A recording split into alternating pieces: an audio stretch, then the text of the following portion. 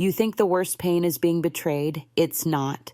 The real agony is kissing lips that just touched another man, holding a body that no longer belongs to you, and not even knowing it. Many men convince themselves her distance is just stress or age or routine, but the truth is harsher. Women rarely confess, yet they always reveal, and if you miss the signals, you become the quiet accomplice of your own humiliation. That's why today I'm about to reveal 8 signs that give away a woman who just slept with someone else. Signs most men ignore until it's too late. And the last one, it's the nail in the coffin. The one she can't hide, no matter how hard she tries. Before I walk you through these 8 signs, take a second to subscribe and hit like. And let me know in the comments what city you're watching from. I want to see how far this message is reaching, because betrayal speaks the same language no matter where you live.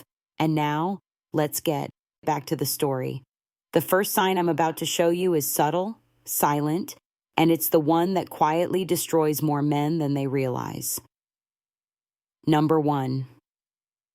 Number 1, the cold silence of her body. There's a kind of silence that doesn't come from words. It comes from the body. And when you've been with a woman long enough, you know that silence. You know when her touch has weight, when her kiss has warmth, when her body is reaching for you without you asking. And you also know when that current goes dead. This is one of the hardest signs to face because it doesn't scream at you. It whispers. You lean in to kiss her and she turns her face slightly. You touch her shoulder in bed and she stiffens instead of melting. She says she's tired, but her body isn't heavy with exhaustion. It's heavy with indifference. That difference matters because tiredness recovers with sleep. Indifference doesn't. Here's the truth. Most men don't want to admit. When a woman has been fulfilled by someone else, she doesn't come back to you hungry. She comes back satisfied. And satisfaction leaves no space for you. Imagine trying to light a fire that's already burned itself out. No matter how many matches you strike, the wood stays cold. That's what it feels like when her body has already given itself elsewhere. The mistake men make here is denial. You tell yourself it's just stress, or it's age, or this is just what happens in long relationships. No, attraction doesn't die of old age. It dies when it moves to another source. If she used to pull you close after work but now rolls away, that's not routine. It's a signal. So what do you do with this knowledge? You don't beg. You don't push harder. You observe. You test. Instead of chasing, pull back. Watch if the distance shrinks on its own or if it widens even further. A woman who still desires you will eventually reach out again. A woman who's given herself away will let the silence deepen. Your job isn't to force her body to respond. Your job is to recognize when the response is gone. The shift is painful, yes, but it's also liberating. Because once you stop lying to yourself, you stop wasting energy on a flame that someone else already put out. And here's the problem. If the body doesn't speak to you anymore, don't think the truth will hide, because if her skin has gone silent, her habits will start screaming. If you don't see it in her touch, you'll smell it in her rituals. Number two, the cleansing ritual. When a woman has been intimate with another man, she doesn't walk through your door carrying the scent of betrayal. She walks in smelling fresh, too fresh, a new perfume that wasn't there before, a shower that lasted longer than usual, clothes changed for no reason, underwear swapped in a way that doesn't match the rest of the day. On the surface, it looks like self-care. In reality, it's a cover-up. This is what I call the erasing ritual. She's not just cleaning her body, she's trying to clean her conscience. And most men miss it because they want to. You tell yourself she just likes to feel fresh or she's trying a new scent. That's how you gaslight yourself, because you don't want to face the darker possibility that she's removing the traces of someone else before you notice. Here's how it works. A woman knows her body tells stories. Skin holds on to smells. Hair carries traces. Clothes remember contact. So she scrubs, she sprays. She hides the evidence under lavender and soap. And the irony is that the more she tries to erase, the louder it becomes. That sudden obsession with hygiene isn't a random act. It's a pattern. Let me be clear. This doesn't mean every shower equals betrayal. That's not the point. The point is change. If she never cared much about rushing to the bathroom after work, but suddenly does. If she's Suddenly guarding her laundry like it's classified, you pay attention. Psychology isn't about absolutes. It's about shifts. It's about noticing what no longer fits the rhythm of who she was with you. So, what's the move? Stop excusing the inexcusable. Don't laugh it off. Don't pat yourself on the back thinking, at least she's taking care of herself. No. Observe. Connect the dots. If this ritual repeats, if it always comes with that too perfect smile afterward, you know what's going on. The mistake men make is ignoring their nose and their gut. You smell the perfume, but you call it fragrance instead of deception. You notice the over-cleanliness, but you label it personal growth. That's how you become an accomplice to your own replacement. The solution is awareness. When the pattern shows up, you don't confront with rage. You acknowledge with clarity. You don't need to accuse. You need to see. Because once you see it, you can't unsee it.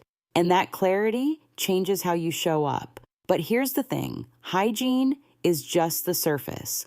Underneath the game goes deeper. Because when her body is clean, she still has to deal with her emotions.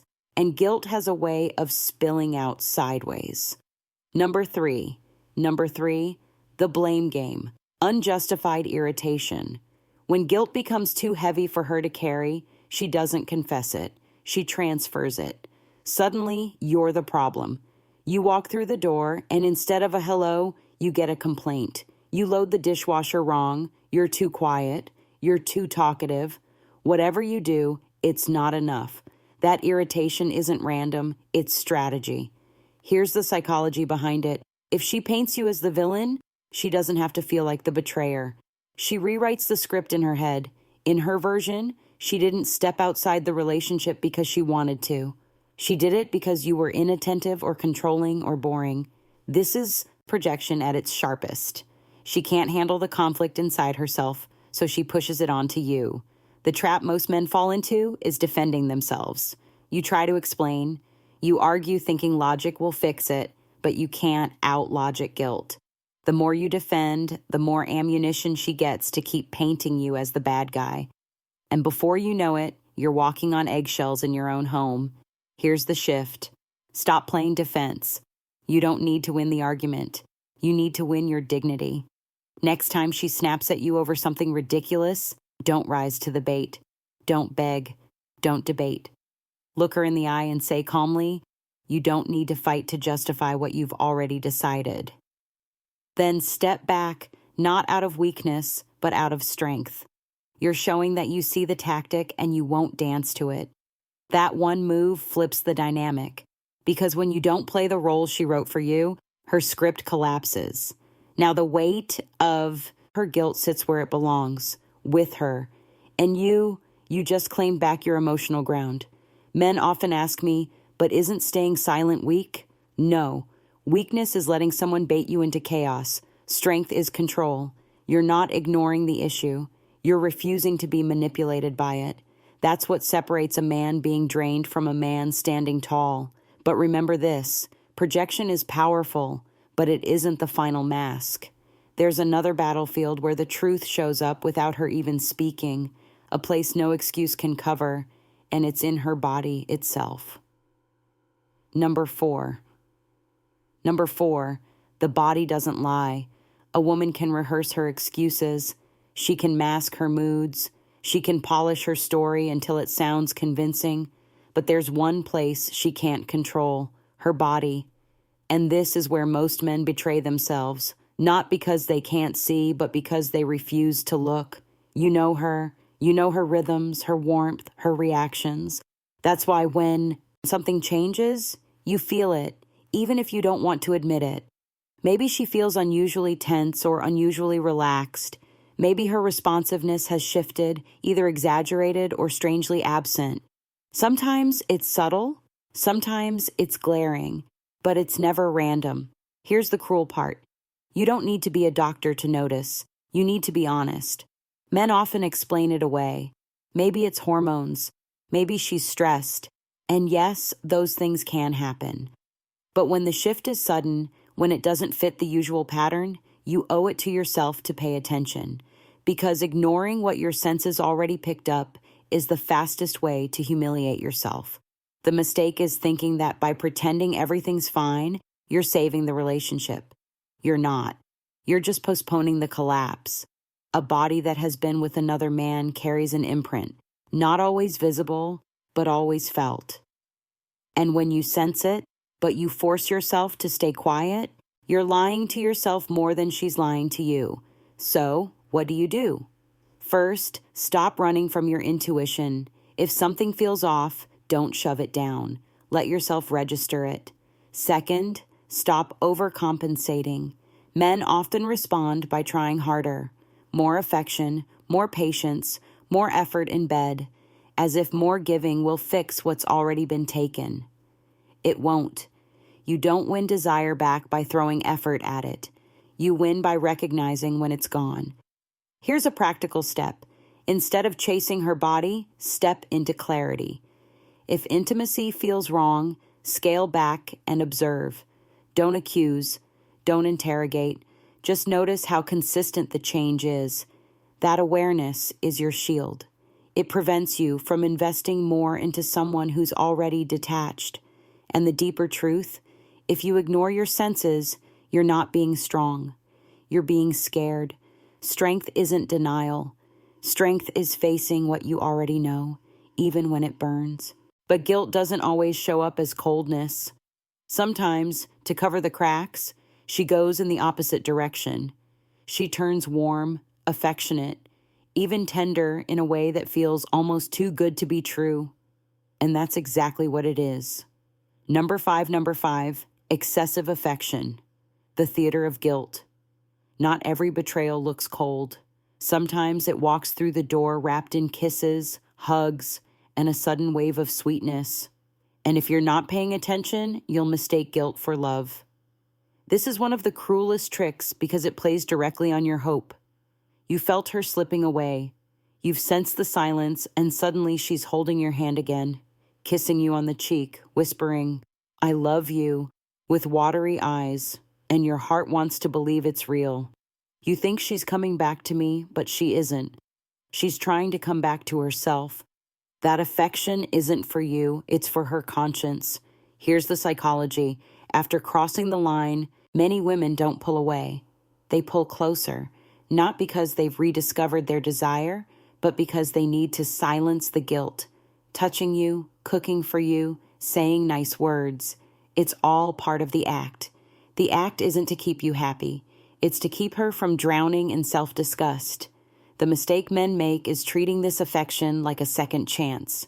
You drop your guard, you stop observing, you breathe out in relief, and that's when you lose all leverage. You become the comfort toy, the safe space she clings to, while her passion burns somewhere else. You end up holding her guilt, not her love. So what's the move? Learn to test the source. Ask yourself, does this affection come with consistency or only in waves after unexplained absences? Does she touch you with desire or with obligation? Does she lean in with warmth or does it feel rehearsed, almost exaggerated? Those questions cut through the fog. And here's the tough medicine. Don't reward guilty affection. Don't let her wipe her conscience on your shoulders. You don't need hugs that are born from betrayal. What you need is honesty, even if it's cold. And sometimes the strongest thing you can say is this: I'd rather have your silence than your guilty embrace. That statement isn't for her, it's for you. It's your way of reclaiming self-respect in the face of false tenderness. Because here's the truth. Love doesn't need theater. Real connection doesn't show up only after guilt. If her affection feels like an apology instead of desire, you already know the difference. And once you know, you can never go back to pretending. But if you keep accepting her guilty embrace, the next stage is worse because she won't just touch you without desire. She'll stay with you physically while her mind drifts miles away. Number six, emotional absence in intimacy. There's a difference between a body beside you and a soul with you. And once you felt that difference, it's impossible to unfill it. This is the stage where betrayal cuts the deepest. Not because of what she does, but because of what she withholds. She gives you her body, but she no longer gives you herself. Picture this. You're in bed. Everything looks normal. She touches you. She moves. She even moans. On the surface, it's all there, but something is missing. Her eyes are empty. Her energy doesn't sync with yours. You can feel that she's somewhere else, replaying a memory that doesn't involve you. That's not intimacy, that's theater. And here's the brutal truth. A woman who's emotionally absent during intimacy is already gone. You're not making love. You're playing a role in her cover-up. And men who ignore this always tell themselves the same comforting lie. She's just tired or it's stress. But deep down, you know the difference. Tiredness still allows presence. Stress still allows connection. This absence, it's a void. The mistake most men make is pushing harder. You think if I try more, she'll come back. So you give more affection, more patience, more effort, hoping to win her over. But the more you push, the further she drifts because her fire isn't missing. It's burning somewhere else, and every extra ounce of effort you give just teaches her one thing. She doesn't need to give anything back. So what's the solution? Stop chasing ghosts. Respect yourself enough to notice when her soul isn't with you. Pull back. Say less. And most importantly, don't confuse physical participation with emotional presence. When her spirit has left, your job isn't to drag it back. It's to decide whether you'll keep lying in a bed that feels colder by the night. Here's a simple step.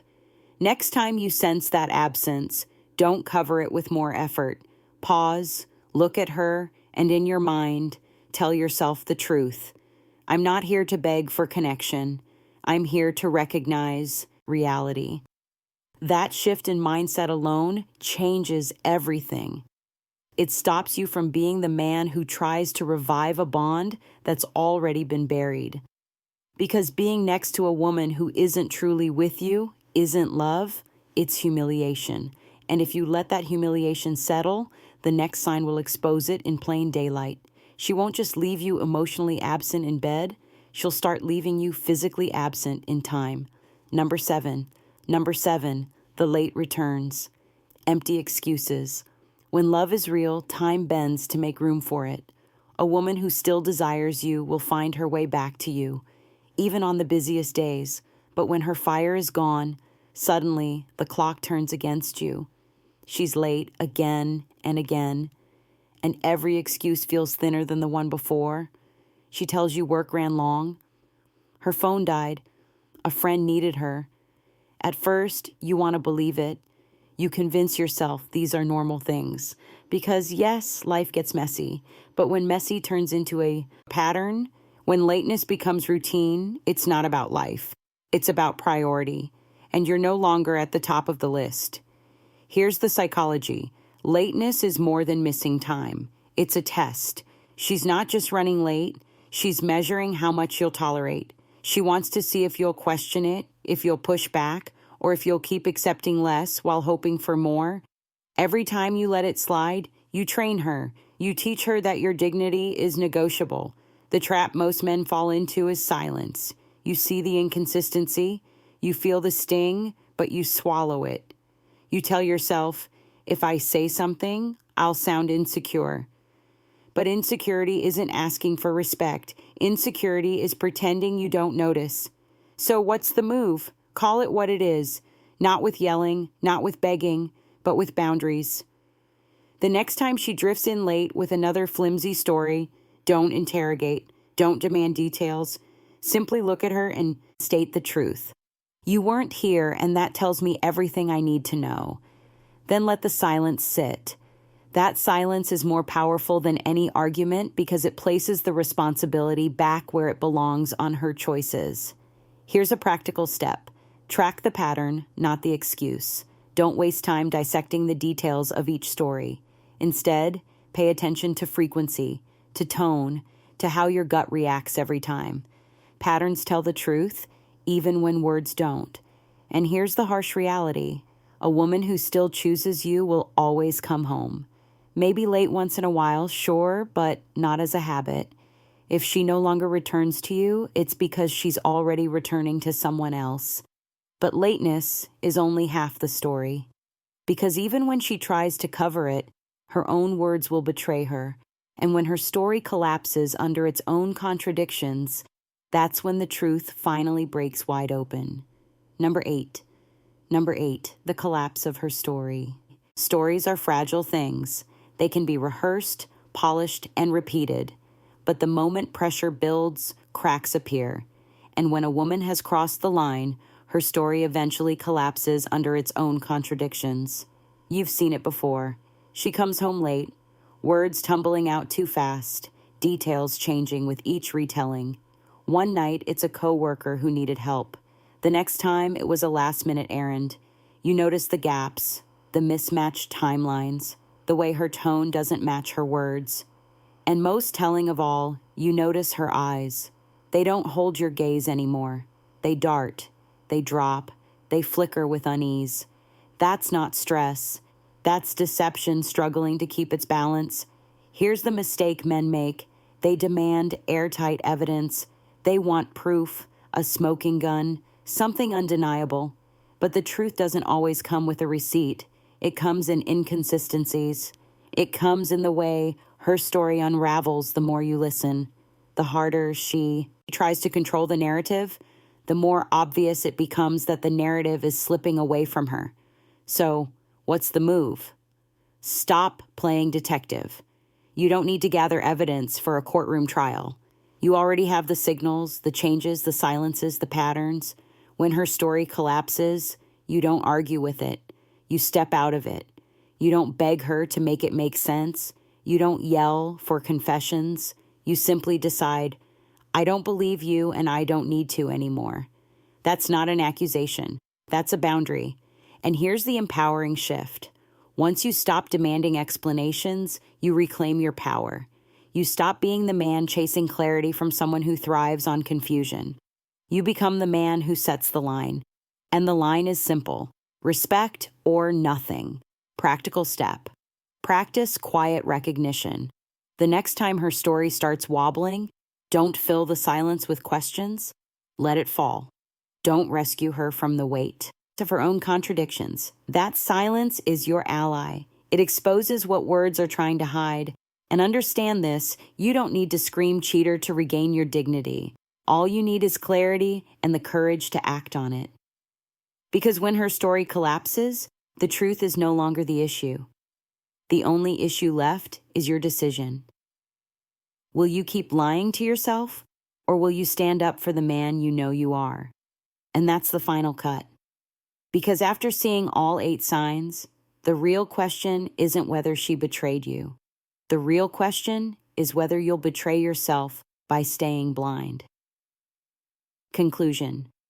You've just heard the 8 signs, and let's be clear, this isn't about turning you into a paranoid detective snooping around for every tiny detail. It's about opening your eyes so you stop betraying yourself. Because the harshest betrayal isn't what she does in secret. It's what you allow yourself to ignore in plain sight. The goal here was never to catch her red-handed. The goal is to reclaim your dignity, your boundaries, and your power as a man who refuses to settle for less than he deserves. That's why these signs matter. They aren't just clues of infidelity. They're warnings. Warnings that something is off, something needs to be addressed, and that ignoring it will only cost you more of your self-respect. Now here's the truth most men miss. Not every sign means betrayal is guaranteed. Sometimes distance comes from stress, exhaustion, or years of poor communication. And that's why your job isn't to accuse, it's to test, to observe, and to confront the reality directly. If there's room to repair, you repair. You have the conversation, you reset the boundaries, you fight for connection. But if the evidence stacks up, if every sign confirms what your gut already knows, then the most masculine thing you can do is walk away with your dignity intact. because love is never worth trading your self-respect. So here's my challenge to you. Pick one situation in your life where you've ignored your own instincts. It could be her sudden coldness, her constant irritation, or her stories that never quite add up. Don't push it aside this time. Face it. Decide whether it's a problem you can solve with her or whether it's the end of the line. Either way, the decision belongs to you, not to her lies, not to your fears. Before you go, hit subscribe, tap like, and share this video with a man who still refuses to see what's right in front of him. And in the comments, I want you to share your story. Have you ever noticed one of these signs? How did you handle it? Because your story might be the one that wakes up another man before it's too late. This isn't the end of your journey. It's the beginning of taking back what was always yours, your self-respect, your clarity, and your freedom to choose love without ever losing yourself.